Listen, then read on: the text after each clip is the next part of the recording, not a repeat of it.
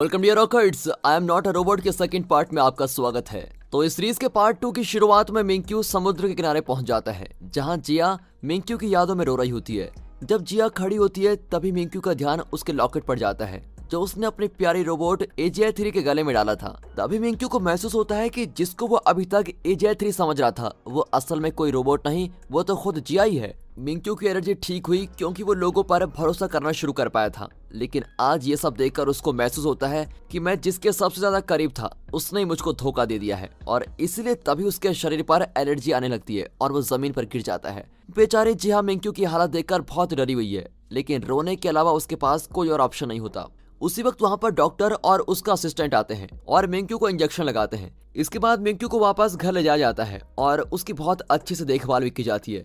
जिया अंदर जाकर सब कुछ समझाना चाहती है, लेकिन डॉक्टर उसको अंदर जाने से मना कर देता है। एक दिन मिंक्यू का असिस्टेंट जिनबे उससे मिलने आता है। दोनों बात कर रहे होते हैं। तभी मिंक्यू बोलता है कि हमें वोंग और उसके साथियों सेंटा मैरिया टीम पर कानूनी कार्रवाई करनी चाहिए क्योंकि उन्होंने मुझको धोखा दिया है, और साथ ही जिया पर भी केस करेंगे। जिन बोलता है ऐसा करने से शायद आपकी पदवी कंपनी से छीन ली जाएगी और हो सकता है कि आपकी एनर्जी की बात पूरी दुनिया में फैल जाए। लेकिन मिंक्यू हैरान तब होता है जब जिन भी अपना इस्तीफा मिंक्यू को पकड़ाता है, क्योंकि जिया जिन की ही बहन है।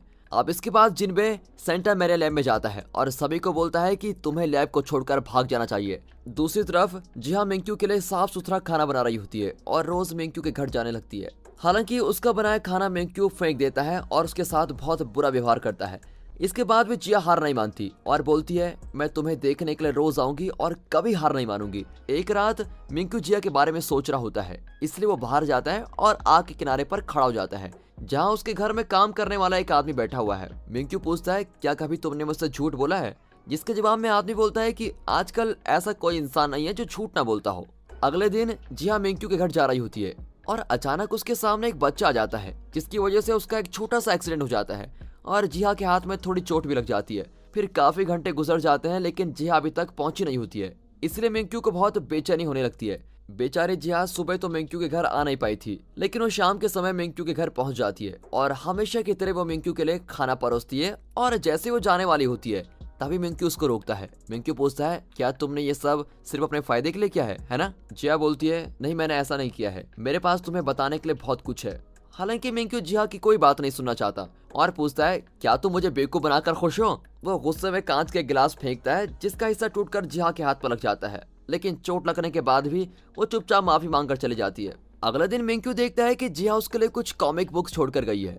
कुछ समय बाद जिया की एक अच्छी दोस्त मिंक्यू के घर जाती है और बोलती है तुम जल्दी अपनी सभी खास चीजों को खोने वाले हो। वो बताती है कि सेंटा मारिया टीम मेरे रेस्टोरेंट में रुकी हुई है, लेकिन जल्द ही वो सभी और जिया ऑस्ट्रेलिया जाने वाले हैं। अब ये बात सुनकर मिंक्यू बहुत दुखी दिखाई देता है, लेकिन वो ऐसा दिखाने की कोशिश करता है जैसे इस बात का उस पर कोई प्रभाव ही ना पड़ा हो। बाद में मिंक्यू जिया के दोस्त के होटल में जाता है क्योंकि वो सेंटा मैरिया टीम के वैज्ञानिकों से मिलना चाहता है।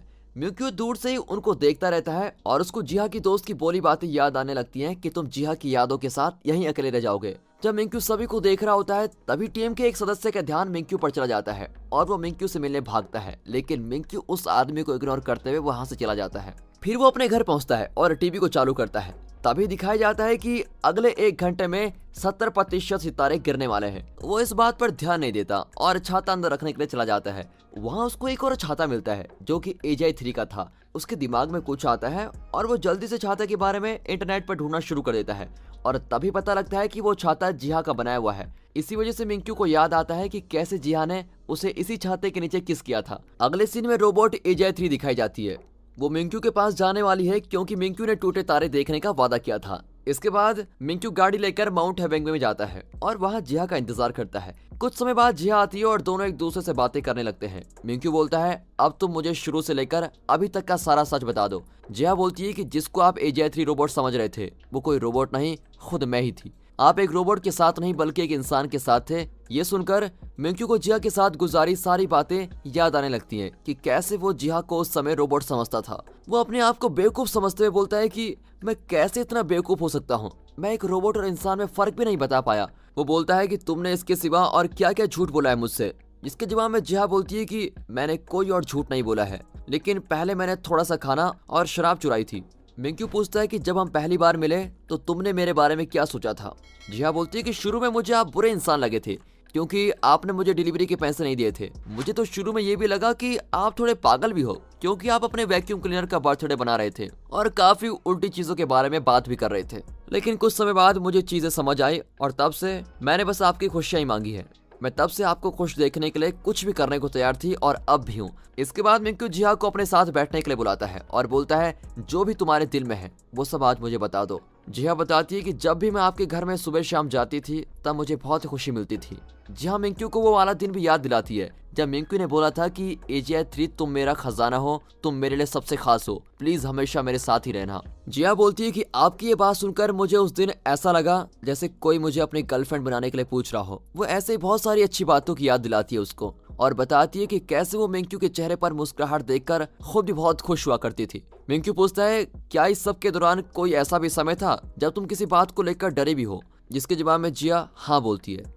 जिया उसको एक बार की याद दिलाती है। तब मिंकू ने जिया से बोला था, अगर मैं कभी बदल भी जाऊं तो काश तुम मुझे तब भी पहचान सको। जिया बोलती है कि मुझे उस दिन पता चला था कि आप मुझसे जुड़ी सभी बातें सच बोला करते थे। जिया आगे बोलती है कि आपको याद है, आपने एक बार मुझे गले लगाकर मेरे सर को सहलाया था। मुझे उस समय बहुत अच्छा लगा था और साथ ही बहुत खुशी भी मिली थी।